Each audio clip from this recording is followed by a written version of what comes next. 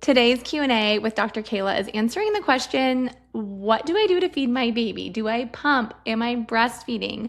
All of the details I'm about to break down with you, but first, it's Cinco de Mayo. Go ahead and grab yourself a margarita or some chips and guacamole, which is my personal favorite way to celebrate, and treat yourself. So breastfeeding is something I have been grateful to do with each of my children. So I am now postpartum with baby number 4.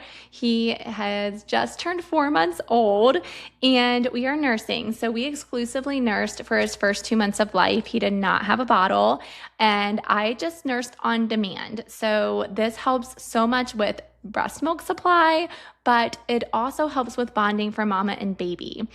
We did not introduce a pacifier this time around. Anytime he needed comforting, I nursed him, which is kind of a two-edged sword because it was wonderful for him and I and a great bonding moment. But for the times that I would need to leave him for maybe an hour to do something with our other kids, I didn't leave him at all the first 6 weeks of life. But after that, there would be different little things that would pop up with our other 3 children that I would maybe want to leave baby with dad or with a grandma or grandpa. So I could do, for instance, a show and tell with my daughter or go to a pep rally with them and not have baby in arms with me. Those moments, it was really challenging because he didn't accept a pacifier to soothe him. So I mentioned that because our past children, we did use a pacifier with them and it was introduced in the hospital. Like we didn't even ask for it, but it was something that when the nurses would take baby to the nursery, they would introduce the pacifier to calm baby when baby wasn't with mom. And it wasn't something I really thought about. I didn't state a preference one way or another. It was just something they did. And so with that, we just would continue to use the pacifier once we got home as needed for baby. And the more I've dove into research and different things, this 4th time around, we had a home birth and a pacifier was never introduced. I just didn't think about it, honestly. And baby was always with me. I always had my milk and baby loved nuzzling in and nursing on demand. And so that's the approach that we have taken this 4th time around. I will say my milk supply is at its highest that it has ever been.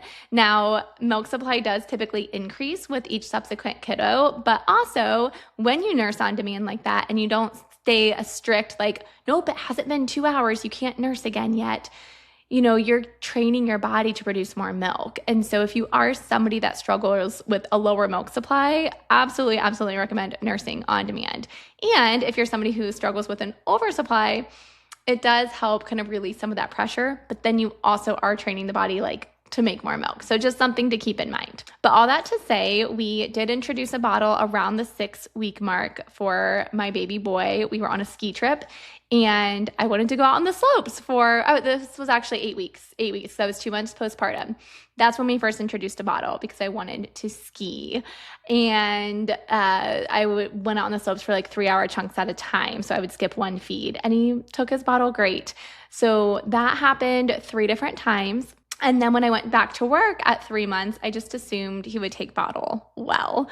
I hadn't given him a bottle again between that ski trip and me going back to work. And unfortunately, my first day back to work, he refused the bottle from our nanny, which was so hard on my mama heart, being fully present with my patients and being so excited to be back in office, but also knowing my little one was struggling at home. So that was really challenging.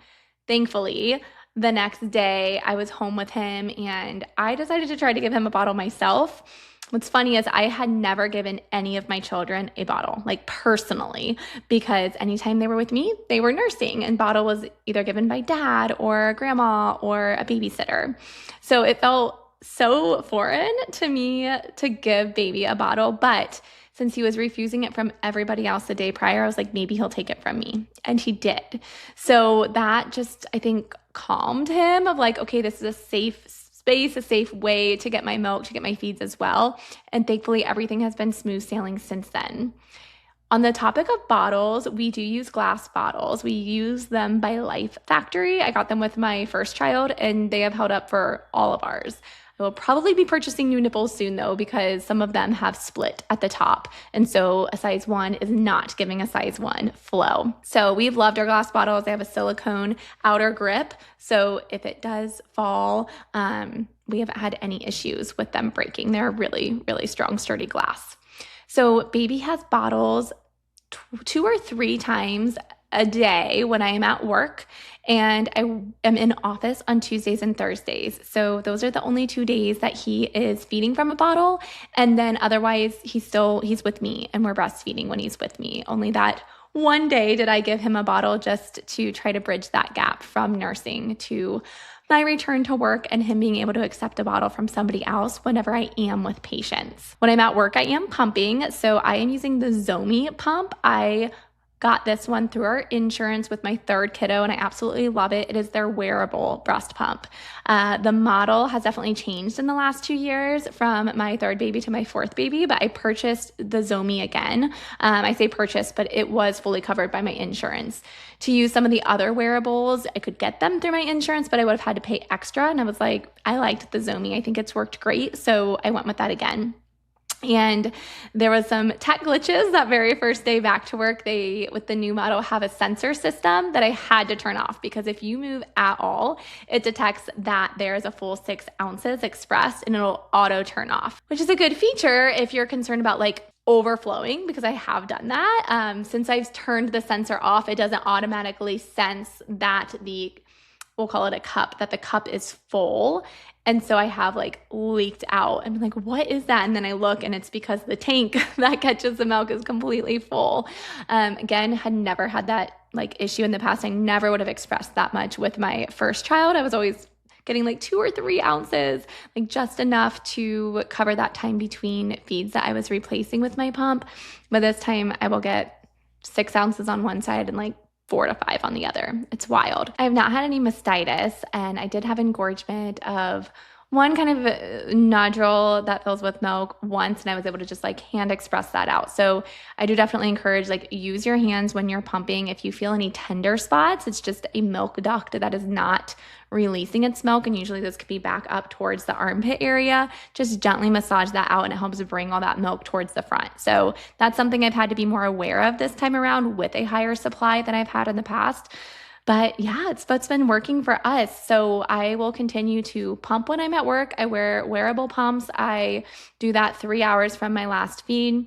I do it at my lunch break, and then I do it after seeing patients for 3 hours. Then I will pump at the end of my day while I'm documenting, taking notes, or even when I'm driving home. And otherwise, I'm nursing on demand still. It's about, at this point, every 3-ish hours during the day.